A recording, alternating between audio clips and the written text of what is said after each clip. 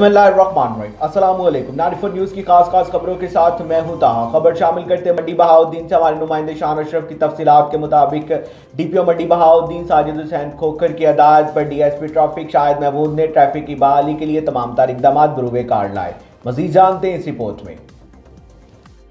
DPO मंडी बहाउद्दीन साजिद हुसैन खोखर की हदायत पर डीएसपी ट्रैफिक शाहिद महमूद भट्ट की जेर निगरानी ट्रैफिक की बहाली के लिए तमाम तर इकदाम बरूए कार लाए हैं।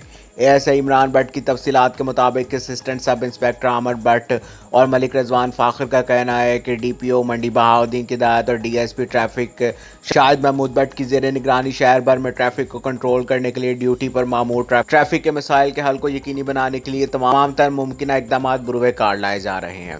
अवाम ट्रैफिक पुलिस का साथ दे, अपनी ड्राइविंग करते हुए लाइसेंस पास रखे।